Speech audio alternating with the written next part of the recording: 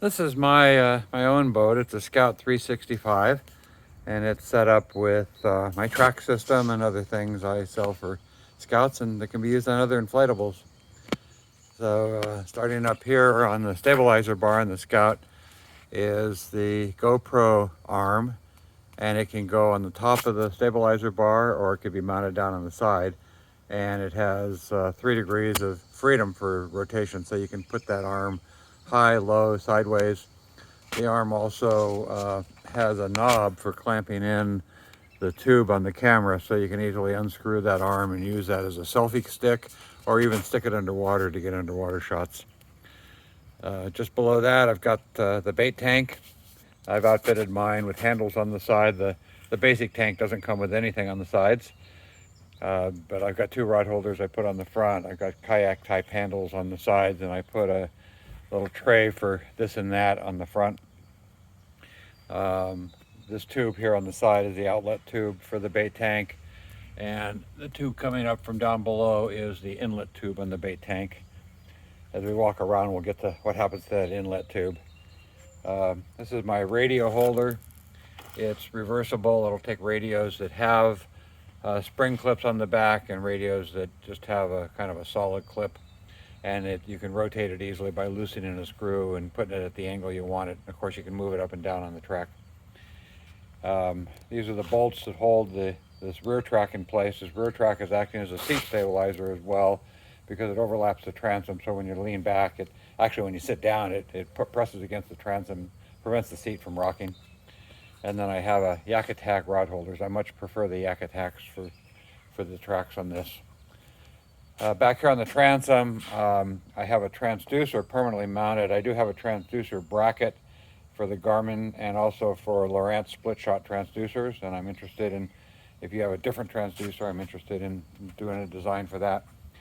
And then this is the bait tank pump. The transducer bracket looks just like the bracket for the bait tank, except it has the fitting to hold the transducer. And then that black tube coming up is the inlet hose, so water's being sucked up from underneath the transom, so when you're going fast, air can't get in. This pump is unique in that regard. It'll pump water even while the boat's going fast, and when you try to hang the bait pump over the side on a Scotty arm or something like that, you really have to take it out of the water if you're going to move the boat, and that means the bait tank isn't getting any water while you're moving fast. Hanging bag. This is super useful.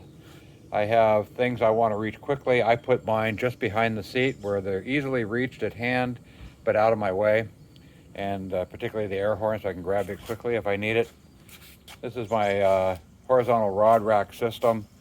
The butt end straps around the pontoon, and you can get fly rod holders or plain tube holders. The fly rod holders, of course, will work for conventional rods as well as fly rods, but they hold the reels upright on fly rods, so you can get three rods really close together using that. Another rod holder on this side. My pliers down here hanging, my coffee mug. This is the tips holder, and the tips holder have little inserts that rotate if you want to lock the rod in place.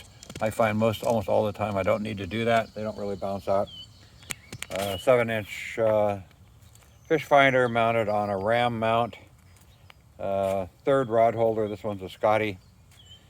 Okay. And then these are my license plate holders, built on HDPE panels with carabiners and a bungee under the front nose to keep them from flipping up in the wind. Let's go back here.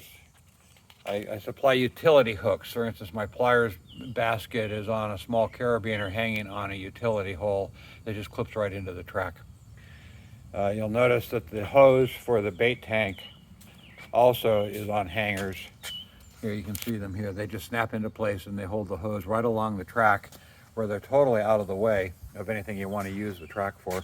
And of course you can mount it on the inside of the track or the outside of the track. The seat, when it rotates, would interfere with this knob.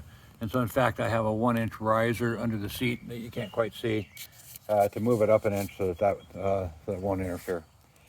And if you have the oar extenders on the Scout to make it easier to row, then you really need these oar adapters I make They clip onto the oar, they stay on the oar, you leave them on there all the time.